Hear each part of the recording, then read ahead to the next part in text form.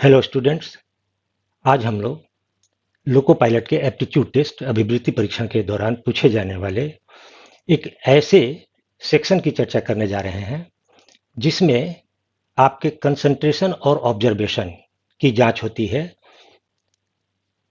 पहले उसको बोलते थे टेस्ट ऑफ कंसंट्रेशन, अब उसको बोलते हैं test of power of observation, यानी अवलोकन क्षमता। पहले एकाग्रता क्षमता के नाम से जाना जाता था, अब उसे अवलोकन क्षमता के नाम से जानते हैं।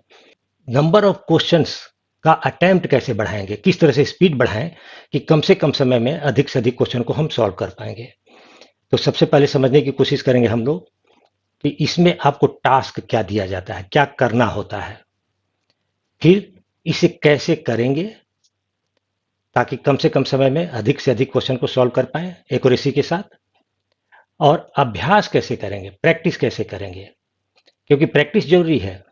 और प्रैक्टिस के दौरान किन किन बातों का ध्यान रखना है, और लास्ट में हम इस बात की चर्चा करेंगे कि आप अपने ओएमआर शीट या आंसर शीट को देखकर खुद अपना मूल्यांकन किस तरह से कर पाएंगे, एक मनोवैज्ञानिक की तरह। मतलब आप अपने साइकोलॉजी को कैसे समझेंगे और अपने साइकोलॉजी को समझकर उसे चेंज कैसे करेंगे ताकि आपका सिलेक्शन गारंटेड हो सके। तो चलिए आइए शुरू करते हैं test of power of observation, अवलोकन क्षमता परीक्षण। इसमें टास्क आपको बहुत आसान दिया जाता है। इसके अंतर्गत आज हम लोग चर्चा करेंगे यस नो की, और यस नो बड़ी ही आसान टास्क होता है। इसमें टास्क क्या होता है, पहले जो आरडीएसओ के द्वारा गाइडलाइन जारी किया गया था तो उसमें इसे दिया गया है नाम, चौथा कंसंट्रेशन टेस्ट, एकाग्रता परीक्षण, टेस्ट 4 एकाग्रता परीक्षण। अब इसे बोला जाता है test of power of observation. तो पहले ये कंसंट्रेशन टेस्ट था, अब ये ऑब्जर्वेशन टेस्ट है। और इसमें आपका टास्क क्या होता है, तो टास्क होता है, देखिए बड़ी आसान। इस परीक्षण में आपको दिए गए दो अंक समूहों के बीच शीघ्रता से तुलना करनी है और यह तय करना है कि कौन एक से है और कौन भिन्न है। मतलब कौन से दो अंक इक्वल टू दिया हुआ, मतलब एक समान है, और कौन एक समान नहीं है, भिन्न है। नीचे दिए गए अभ्यास प्रश्न को हल करने का प्रयास करें।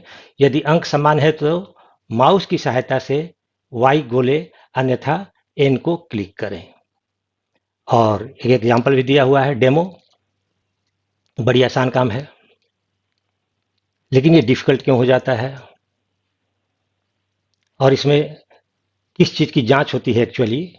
तो देखिए, आसान काम देकर और उसे डिफिकल्ट कर दिया जाता है, आपके ब्रेन के ऊपर प्रेशर बढ़ा दिया जाता है, और फिर ये देखा जाता है कि ये आसान काम भी आप प्रेशर की स्थिति में कैसे कर पाते हैं सफलतापूर्वक।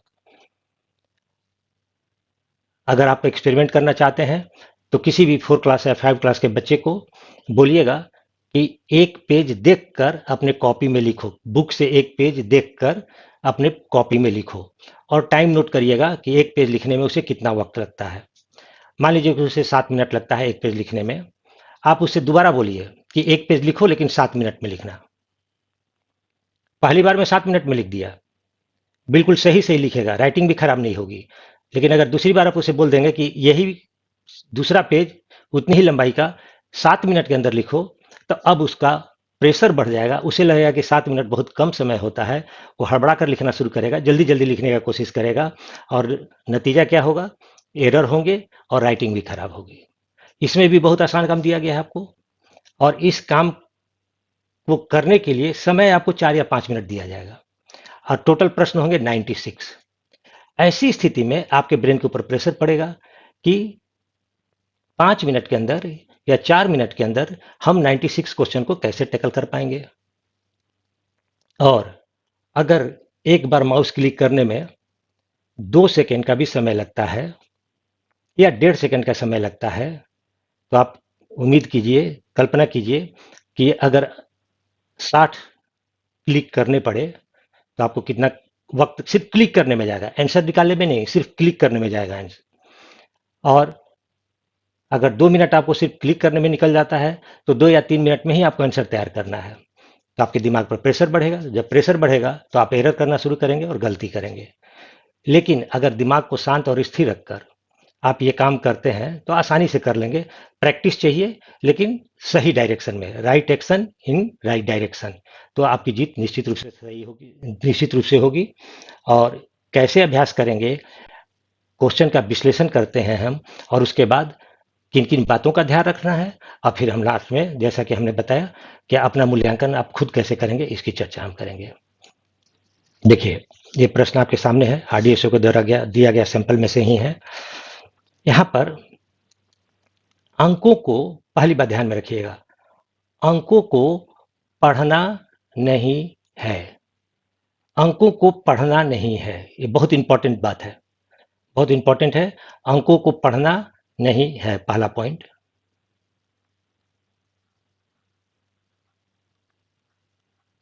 अंकों को पढ़ना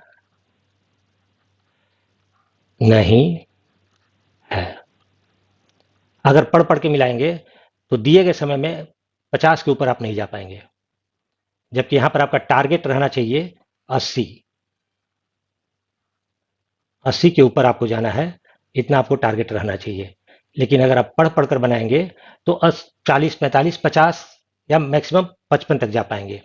एक लड़का अभी तक मुझे ऐसा मिला है जो पढ़कर बनाता था और 80 तक बना लेता था। तो मैंने कहा कि तुम्हें अब कोई ट्रिक सीखने की जरूरत नहीं है, तुम अगर पढ़कर बना लेते हो तो ये तुम्हारी अपनी काबिलियत है, और इसको तुम कंटिन्यू करो, और कोई ट्रिक सीखने की जरूरत नहीं है। लेकिन 99.9% बच्चे ऐसे होते हैं जो पढ़कर बनाएंगे तो 50 के ऊपर जनरली नहीं जा पाते हैं। तो क्या करेंगे, तो आप सिर्फ दोनों तरफ के अंकों में अंतर देखने का प्रयास कीजिए, दोनों तरफ के अंकों में कुछ अंतर है या नहीं। और अंतर देखने के लिए पढ़ना नहीं है, अंतर दो तरह का, तीन तरह का अंतर हो सकता है, लेकिन मैक्सिमम अंतर दो तरह का ही होगा। अंतर क्या, पहला, किसी एक तरफ नया अंक होगा जो दूसरे तरफ नहीं होगा, एक ऐसा अंक मिलेगा जो दूसरे तरफ नहीं होगा। जैसे एग्जांपल के लिए, यहां पर 2 है, इस तरफ 3 है, उस जगह पर सेम जगह पर 3 है, मतलब एक ही जगह पर दो अलग अलग अंक दिए गए हैं दोनों सेक्शन में, तो इसका आंसर हो जाएगा नो। सिर्फ अंतर देखना है। दूसरे में देखिए, सेम है दोनों, तो इसका आंसर हो जाएगा यस। तीसरे में भी यस, छोटा अंक है, आराम से बन जाएगा। तीसरे में हो जाएगा नो, क्योंकि यहाँ 3 है और यहाँ पर 8 है, तो आंसर हो जाएगा नो। हाँ, चौथा क्वेश्चन बड़ा दिलचस्प है।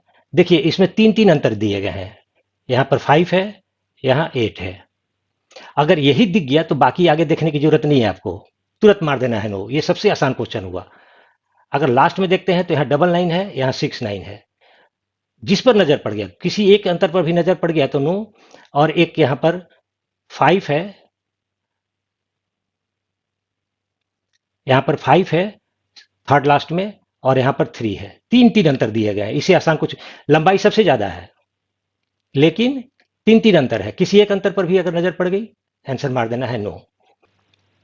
यहाँ 3 है, यहाँ पर 8 है, हो जाएगा नो। यहाँ पर 8 है, यहाँ पर 6 है, नो।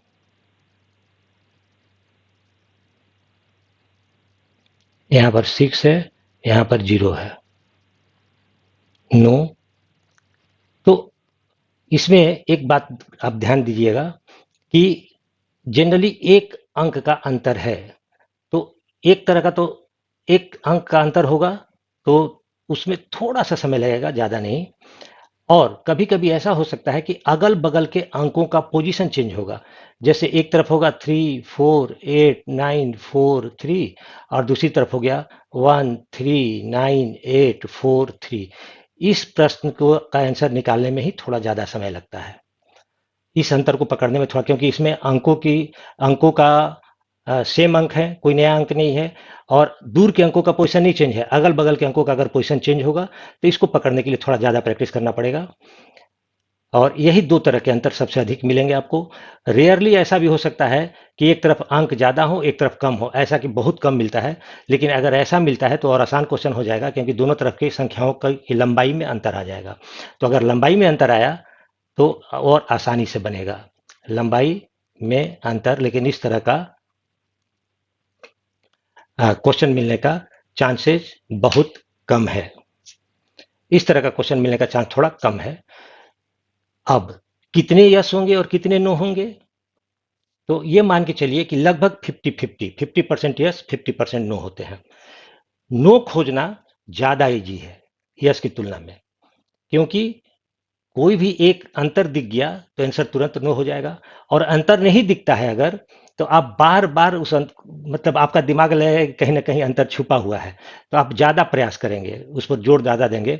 लेकिन अभ्यास कैसे करना है, जब मैं इसकी चर्चा करूंगा तब आपका कॉन्फिडेंस थोड़ा बढ़ेगा, और तब आप देखेंगे कि आप में इंप्रूवमेंट आना शुरू हो गया। तो ये तो टास्क है जो बड़ी आसान टास्क है, लेकिन डिफिकल्ट क्यों कर दिया जाता है? क्योंकि आपके ऊपर समय का प्रेशर बढ़ा दिया जाता है। अब आइए चर्चा करते हैं कि अभ्यास कैसे करेंगे। देखिए, अभ्यास करने के लिए क्या करना होगा, तो ये कंसंट्रेशन और ऑब्जर्वेशन की जांच की जा रही है, और कंसंट्रेशन और ऑब्जर्वेशन के किसी भी जांच में आपकी मनोदैहिक पोजीशन का बहुत ही असर पड़ता है।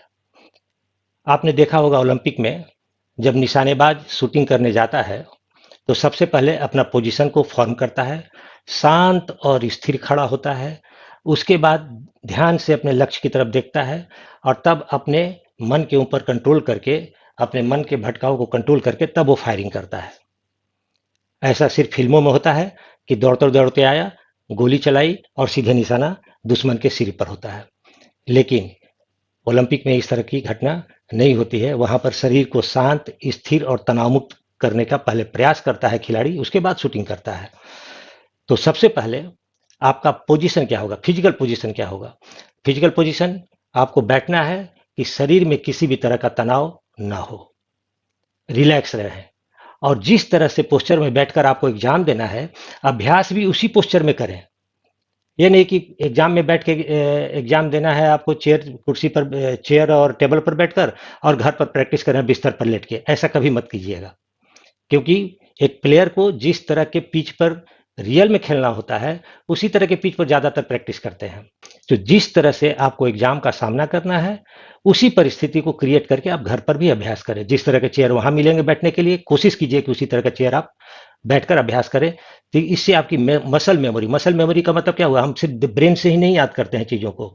अगर किसी काम को हम लगातार करते हैं तो हमारे मसल्स में मेमोरी आ जाती है, और दोबारा हम बिना ब्रेन को यूज किए भी हम आराम से वो काम करते हैं, जो हमारे उस मेमोरी की सहायता से जो हमारे मसल्स में है। आप अगर बाइक चलाते हैं तो सामने अगर कोई आता है तो आप सोचकर ब्रेक नहीं मारते हैं, उस समय दिमाग से काम नहीं लेते हैं। आपके मसल्स को इतनी ज्यादा प्रैक्टिस हो चुकी है कि जैसे कोई सामने दिखेगा अपने आप ब्रेक लग जाता है। आप जानबूझकर ब्रेक नहीं लगाते हैं। तो किसी भी काम को करते रहने से क्या होता है कि मसल्स मेमोरी स्ट्रांग होती है, और मसल मेमोरी को स्ट्रांग करने के लिए ही आप उसी परिस्थिति में प्रैक्टिस कीजिए जिस परिस्थिति में आपको एग्जाम देना है। तो कोशिश यही करना है। हाँ, और किन किन बातों का ध्यान रखेंगे? शरीर शांत, स्थिर और तनाव मुक्त होगा, क्योंकि शरीर में जितना ज्यादा हलचल होगा दिमाग उतना ही ज्यादा डेविएट होगा, और दिमाग जितना शांत और स्थिर होगा शरीर भी शांत स्थिर होगा, और शरीर जितना शांत और स्थिर होगा आपका दिमाग भी उतना ही शांत और स्थिर रहेगा।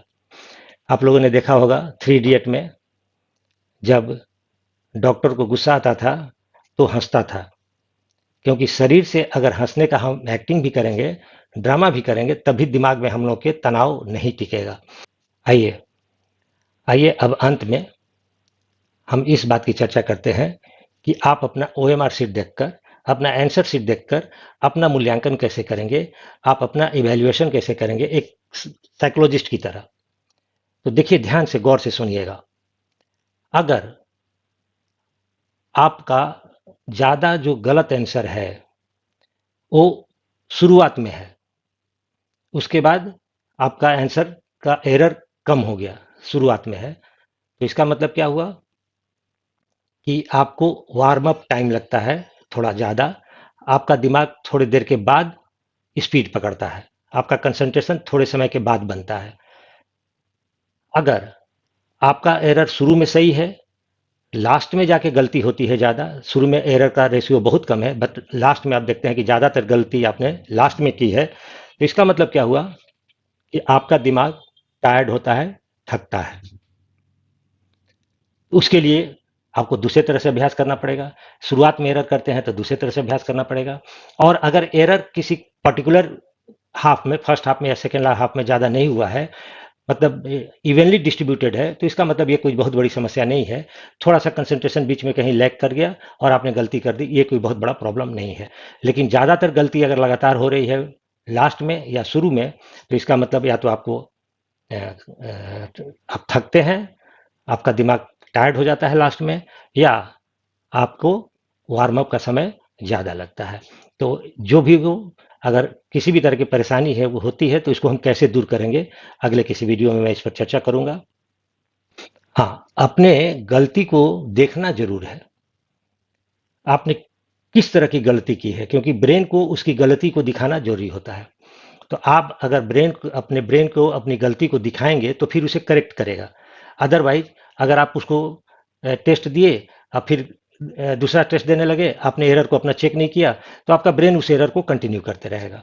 इसलिए अपनी गलती को जरूर देखिए, अपने माइंड को इवेल्युएट कीजिए और किसी भी तरह के एरर को दूर करने की कोशिश कीजिए। मैं टाइम टू टाइम आपको बताते रहूँगा।